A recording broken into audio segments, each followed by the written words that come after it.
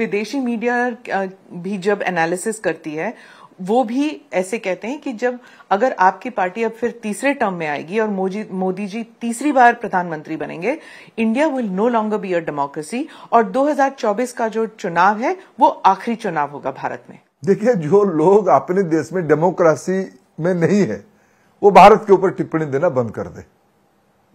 भारत की इस बार चुनाव में कितने कितने प्रतिशत वोट हुई? मेरे वहां 80% पोलिंग हुआ। एक कंस्टिट्यूंसी में आदिवासी इलाका में एक जगह में मेरा 85% पोलिंग हुआ। तो मेरे देश के गरीबों को, आप मेरे देश के नागरिकों को कोई अपमान कर हम कैसे माने उनकी बात? वो है कौन ये लोग? कल तक तो कहते हैं लोग काले हैं, उनकी बुद्धि नहीं है, हम उनको शासन करेंगे। उनकी सर्टिफिकेट पे स्मिता जी आप तो कम से कम समीक्षा ना करो। आपको इसीलिए हम आदर करते हैं पीढ़ी दर पीढ़ी कि आप देश के लिए काम करते हो। आप इस जो लोग हमको कल तक जो रेसिस्ट थे, जो कॉलोनियल थे, उनकी चश्मे पे हम मत देखो। हमारे देश की डेमोक्रेसी, हमारे देश की निर्णय प्रक्रिया, हमारे देश की चुनाव आयोग ये रोबोस्ट है।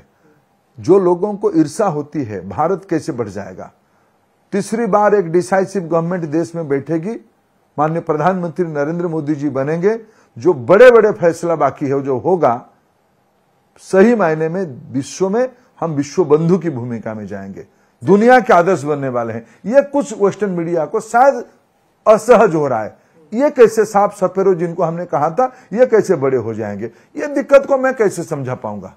सर, आखिर में मैं सवाल पूछूंगी। एक बहुत जाने माने इलेक्शन विशेषज्ञ हैं, उनका मानना है कि जो कुछ राज्य में जो सीटें बीजेपी के कम होंगी, जैसे शायद कर्नाटका में या महाराष्ट्र में कहीं पे जहां पे डेफिसिट होगा, वो बंगाल और ओडिशा पूरा करेगा। क्या आप ये मानते हैं?